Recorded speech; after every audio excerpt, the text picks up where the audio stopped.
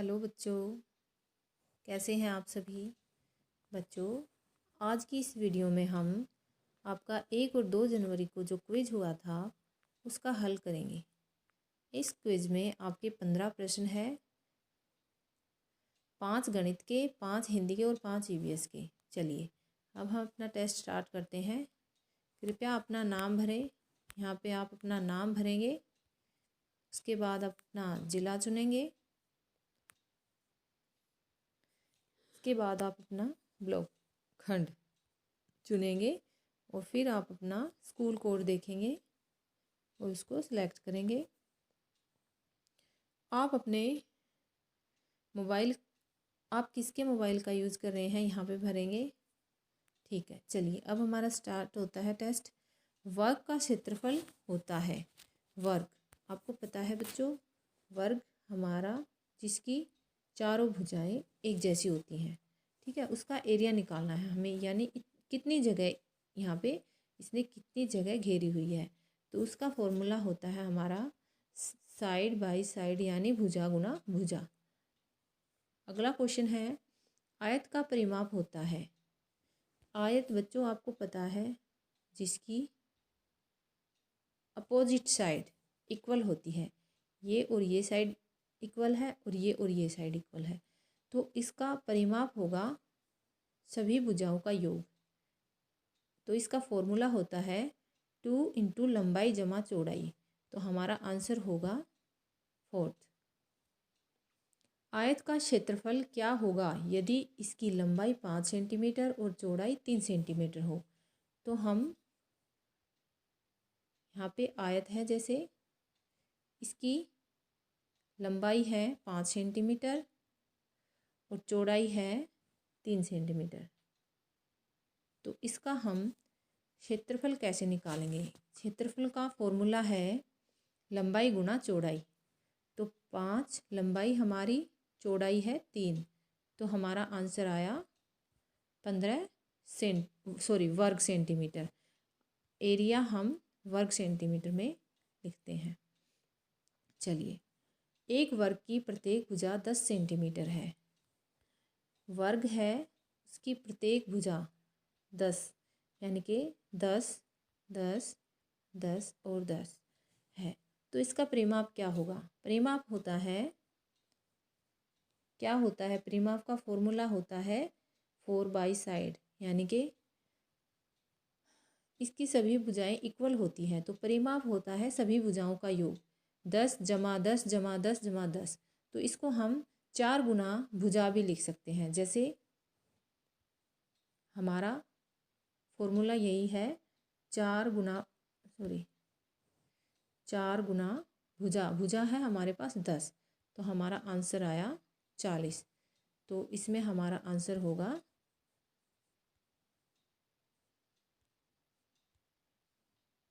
40 centimetre. चलिए अगला question है, यदि किसी आकृति की भुजाएं 4 मीटर 2 मीटर 4 मीटर और 2 मीटर हो तो यह आकृति होगी। तो चलिए हम बना के देखते हैं। 4 मीटर 2 मीटर 4 मीटर 2 मीटर, तो ये आकृति कौन सी बनी, ये हमारी आकृति बनी आयत। चलिए अगला है हमारा विषय हिंदी। निम्नलिखित गद्यांश को पढ़कर प्रश्नों के उत्तर दें। चलिए हम इसको गद्यांश को पढ़ते हैं पहले। मिठाइयों के बाद कुछ दुकानें लोहे की चीज़ों की आती हैं। कई चिमटे रखे हुए थे, हामिद को ख्याल आता है दादी के पास चिमटा नहीं है। तवे से रोटियां उतारती है तो हाथ जल जाता है। अगर वह चिमटा ले जाकर दादी अम्मा को दे दे तो वह कितनी प्रसन्न होंगी, फिर उनकी उंगलियां कभी नहीं जलेंगी। दादी अम्मा चिमटा देखते ही दौड़कर मेरे हाथ से ले लेंगी और कहेंगी मेरा बच्चा। चलिए अब हम इसके आंसर देखते हैं। लोहे की दुकान देखकर हामिद क्या सोचता है, क्या सोचता है बच्चों, क्या सोचता है, दादी के पास चिमटा नहीं है। गद्यांश में दिया हुआ है दादी के पास चिमटा नहीं है, हमारे पास आंसर ये होगा, जैसे हामिद को क्या ख्याल आता है कि दादी के पास चिमटा नहीं है।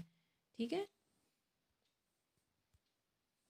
अगला क्वेश्चन है, दादी के पास चिमटा नहीं है। वाक्य में दादी का लिंग परिवर्तन करने पर नया शब्द बनेगा।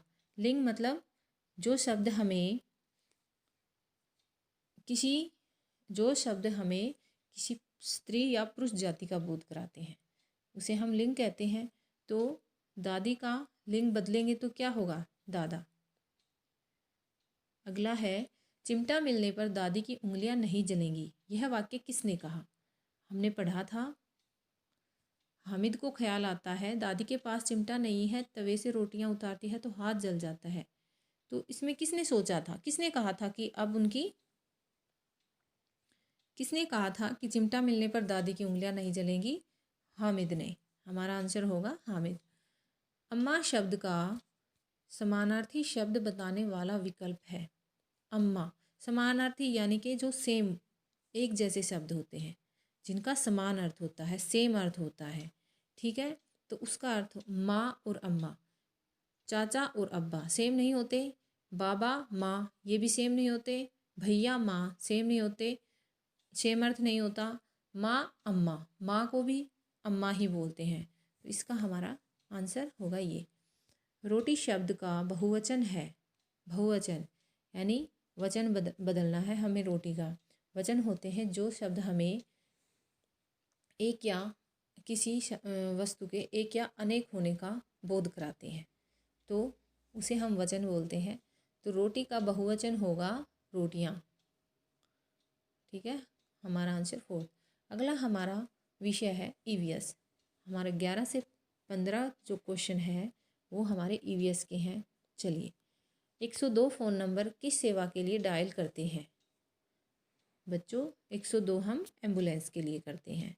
चलिए, आपातकालीन किट कहाँ रखनी चाहिए? पड़ोसी के घर, मुख्य द्वार के पास, बॉक्स बैंड के अंदर, बैंक के लॉकर में।